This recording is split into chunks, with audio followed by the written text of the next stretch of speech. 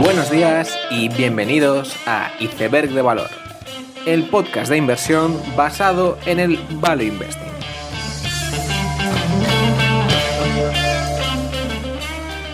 Bienvenidos los seguidores de Satya Nadella, bienvenidos a Iceberg de Valor. Durante estas últimas semanas de enero y principio de febrero, los inversores han continuado siguiendo atentamente los datos de la inflación en todo el mundo.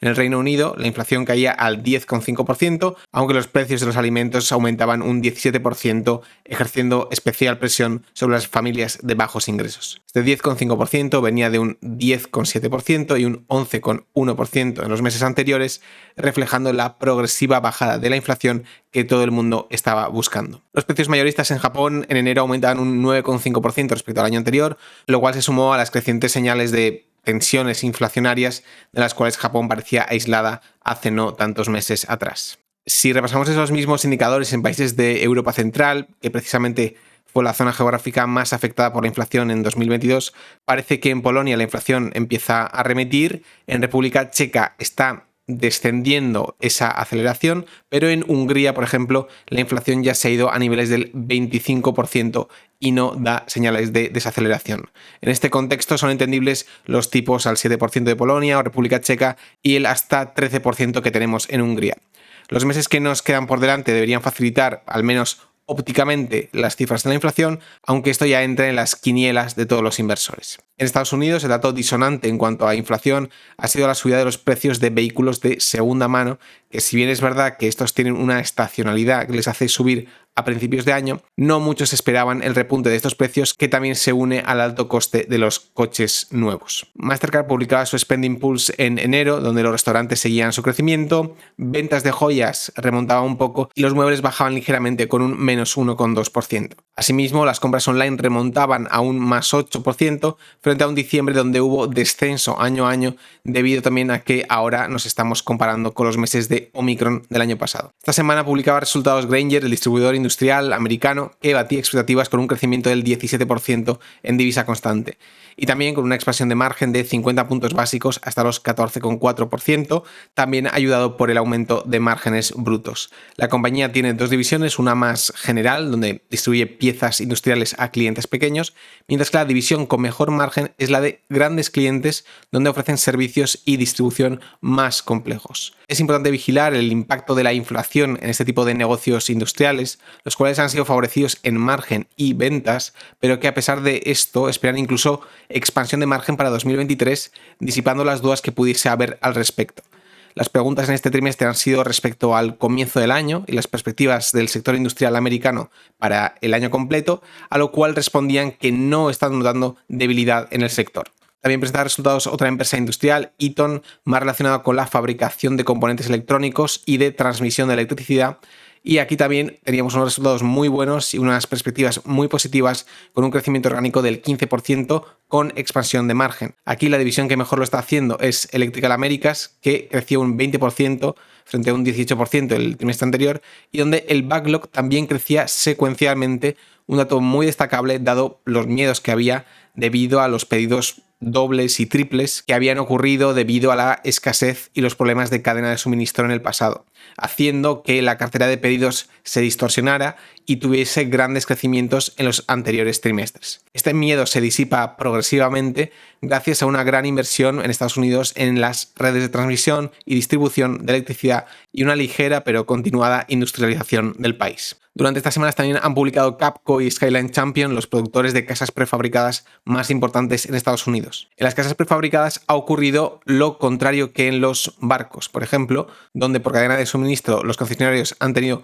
menos inventario del que querrían, lo que ha hecho que los productores hayan estado reponiendo ese inventario en los últimos trimestres, mientras que en las casas prefabricadas hubo sobreinventario en los concesionarios, por lo que estos trimestres han sido una digestión de esa cartera de pedidos para los fabricantes, ya que muchos de los concesionarios ya tenían más casas de las que necesitaban en stock. Sin embargo, parece que la demanda final por estas casas es robusta, con ventas finales positivas en enero. Y esto va contra pronóstico, ya que ya sabemos que las ventas de casas normales lo está haciendo muy mal en Estados Unidos, por lo que se podría esperar algo similar en las casas prefabricadas, que no dejan de ser vasos comunicantes. De hecho, ya se comentó en pasados episodios del podcast el mal diciembre que tuvo el GI Homes, que precisamente es un constructor de casas de bajo coste, cuyo cliente debería solaparse con el de las casas prefabricadas. No obstante, como digo, estas casas prefabricadas lo están haciendo bastante mejor en relativo gracias a sus ventajas de costes y el avance de la tecnología, quitando cuota a las casas tradicionales. Esto era el caso para Capco y Skyline Champion, que transmitían mensajes positivos aún teniendo una cantidad de pedidos que se reducía rápidamente en este trimestre. También presentó resultados Uber, la tan odiada compañía de movilidad, que anunciaba unos resultados sorprendentemente buenos con gran mejora en margen. De hecho, hay que ser conscientes de que la división de movilidad tiene un margen EBITDA sobre GMV del 6,8%, es decir, de cada viaje Uber se lleva un 27,8%, que luego es capaz de convertir en un EBITDA de un 6,8% del total, lo cual pues, son unas muy buenas cifras. Pero de hecho, lo que sorprendía en el trimestre también era el margen EBITDA del delivery, que pasaba del 1,3% al 1,7% y que de hecho venía del 0,7% en el primer trimestre. Y todo esto se produce con un crecimiento de GMV bastante bajo, del 13-14% año a año, lo cual refleja la racionalización de esta división y la mejora en cuanto a entorno competitivo de la misma. Además, el rápido crecimiento de la división de anuncios también ha contribuido a la mejora de ese margen global y la compañía insiste que su programa de miembros también está funcionando muy bien, aumentando la frecuencia de uso de la aplicación y el cross-selling entre movilidad y delivery que tanto quiere empujar la compañía. Además de esto, las pequeñas funcionalidades de reservas en Uber, compartir viajes y otras herramientas para los conductores parece que mejoran la retención y crean ventas adicionales. Ya sabemos que la compañía es un infractor habitual en cuanto a compensación a empleados en acciones, algo que aún así mejora en el trimestre, y también queda la duda de si las mejoras por un entorno competitivo más fácil de estos tiempos van a perdurar en el tiempo o se volverán a desvanecer. Pero no cabe duda de que Uber pues, está imprimiendo unos trimestres más decentes en los últimos tiempos. Sin embargo, no se puede decir esto mismo de la competidora de Uber en movilidad, Lyft, que presentaba unos resultados que decepcionaban, lo que llevaba a la acción a una caída del 36% después de los resultados. Y es que algo de la narrativa que transmite Uber debe de ser cierto, porque las estimaciones de Lyft es que crezcan menos que su competidora, mostrando una pérdida de cuota en el mercado. Y eso que precisamente que los conductores de Uber y Lyft están de vuelta, lo cual había sido muy problemático para el sector, ya que llegó el punto donde había gran escasez de conductores, haciendo que los precios de los servicios fuesen desorbitados. Pues bien, aun con todo este contexto macroeconómico yendo a favor, Lyft está teniendo que aumentar las promociones a sus conductores para poder retenerlos, algo que Uber está consiguiendo sin necesidad de estos incentivos. Este hecho está poniendo en tela de juicio la existencia de la compañía, ya que con más de 4.000 millones de ventas, la empresa no tiene beneficios, está perdiendo cuota y además, en caso de tener problemas, le va a ser muy difícil fusionarse con Uber, ya que este movimiento estaría vetado por el regulador al ser una transacción que llevaría a un monopolio de mercado. Estos factores hacen que Lyft esté solo ante el peligro, con un valor terminal que se está poniendo en cuestión y donde tendrá que arreglárselas para entrar en beneficios por sí mismo. También presentaba resultados Atlassian, la conocida compañía de software como servicio. Los resultados eran peores de lo esperado, con una continuación de las tendencias del trimestre pasado, es decir, clientes existentes ralentizando su expansión, a la vez que los productos gratuitos aumenta la demanda, mientras que la conversión a los de pago se ralentiza notablemente. De hecho, incluso se está viendo el fenómeno de que hay clientes que están reduciendo algunos puestos de pago a gratuito. El guidance de la compañía es del crecimiento del 25% para el año fiscal, lo cual implicaría una ralentización de incluso el 20% para el final de año, lo cual sería muy peligroso para una compañía que depende tanto del circulante negativo para generar caja. Además, plantean otros 2 trimestres de deterioro, lo cual con una partida de gastos también que se mantiene va a tener un impacto significativo en el margen. El viento en contra aquí están siendo las pequeñas y medianas empresas, algo que tendría que acabar viéndose en otras empresas del sector como HubSpot. Además, no queda mucho consuelo, ya que las tendencias de enero están siendo igual de negativas que al final del año. Ahora pasamos al tema del episodio llamado Guerra en la nube. Uno de los enfrentamientos más importantes del año está siendo esta nueva guerra entre Microsoft y Google. Satya Nadella ha declarado la guerra al buscador dominante y quiere que Bing integre ChatGPT para así dar un nuevo ángulo a lo que es un buscador y poder robar cuota al gigante de Palo Alto. Todo comenzó el 30 de noviembre de 2022, cuando OpenAI, que de hecho previamente era una organización sin ánimo de lucro, lanzaba ChatGPT, que todos sabemos el gran éxito que ha tenido. Pues bien, pasaron 3 semanas y Microsoft anunció una inversión de 10.000 millones en OpenAI y posteriormente, el 7 de febrero, Microsoft anunció la actualización de su buscador Bing, ahora con una función de chat que puede generar contenido propio y respuestas largas al estilo de ChatGPT. Este anuncio fue acompañado por una campaña mediática de Satya Nadella, esencialmente declarando la guerra a Alphabet, diciendo que a partir de ahora el margen bruto de la búsqueda se reducirá para siempre. Es decir, hay tal margen en el buscador online que para Microsoft todo esto es margen incremental, mientras que para Google no lo es, tienen que defender todo su margen. Por lo tanto, la pregunta ahora es si este tipo de inteligencia artificial de lenguaje con textos largos va a poder sustituir a las páginas de web indexadas. Esto tiene dos implicaciones claras para Google, ya que si hacer una búsqueda implica el generar texto al estilo ChatGPT, todo esto es muy costoso y por lo tanto las economics de un buscador online cambiarían. Y por otro lado, el otro fenómeno que se generaría es que este texto largo que se genere puede hacer que las búsquedas se moneticen menos, ya que la gente va a clicar menos en los anuncios o vaya a mirar menos webs. Tengo que admitir que mi sesgo en este tema está en el extremo cenizo del eje cenizo-iluso, por lo que en mi opinión hay que tomarla con bastantes pinzas. Estas herramientas de inteligencia artificial han causado gran revuelo y con razón, en muchos casos sorprende la calidad del texto que generan, aunque para desgracia para mí todavía no son capaces de hacer guiones de podcasts.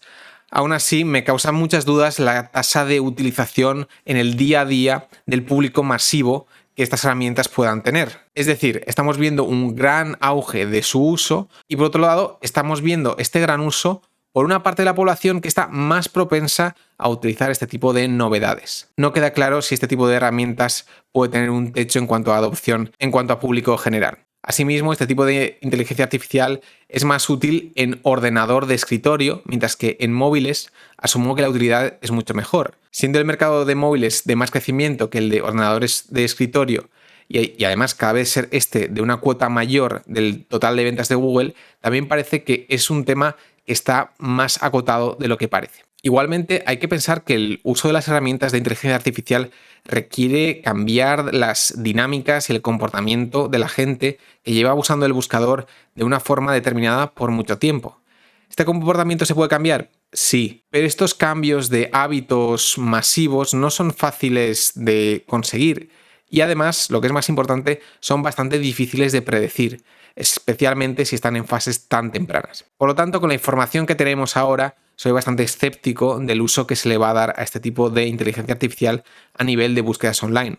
Adicionalmente, la razón de que Google sea el buscador más popular es su distribución, tener Android, Chrome y que la palabra googlear sea literalmente un verbo. Si este poder de distribución continúa y Google es capaz de limitar el uso de estas herramientas en el buscador, ya que creo que la demanda por ellas va a ser mucho menos masiva de lo que se espera, Google puede salvar esta pelota de partido. No obstante, en mi opinión, es que estas noticias sobre Bing y ChatGPT tienen que ver bastante poco con la intención de Microsoft de ganar a Google como buscador online. Yo opino que todo este culebrón tiene mucho más que ver con la ralentización del cloud que en crear el buscador online del futuro. De los resultados de AWS, Azure y GCP, sabemos que el gasto en infraestructura en la nube se está reduciendo a gran velocidad en lo que parece una fase de optimización de las migraciones y programas pasados, reduciendo así la computación que estos requieren.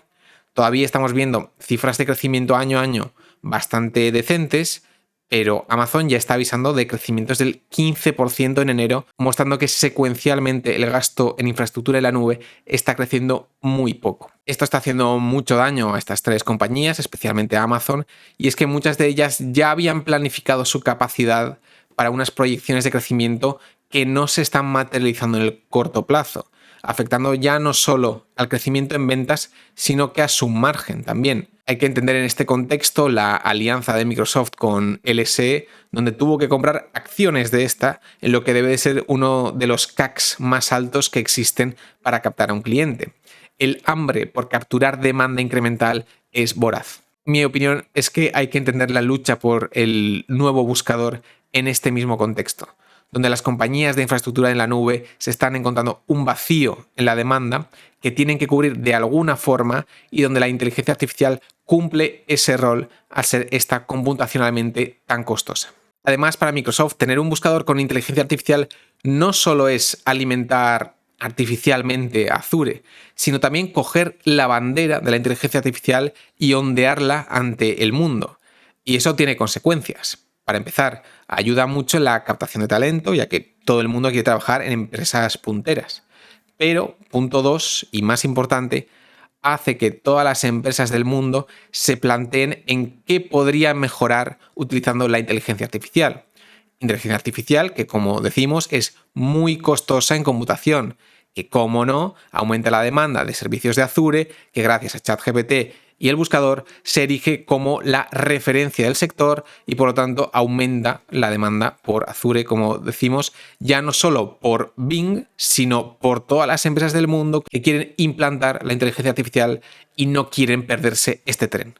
De esta forma, el hueco de demanda que se había generado en la nube se acaba ocupando gracias a la inteligencia artificial, pudiendo sostener toda la inversión que había hecho Microsoft en infraestructura en la nube, que ahora precisamente se estaba viendo que había sido demasiado grande. Por lo tanto, una jugada maestra de Satya en lo que, como digo, en mi opinión, es una cuestión que poco tiene que ver con buscadores o inteligencia artificial, sino con la fase de optimización del cloud y el hueco temporal en la demanda de la computación en la nube. Con esta idea termino el episodio, espero que os haya gustado, dadle like y suscribíos, nos vemos en el siguiente capítulo y seguid aprendiendo.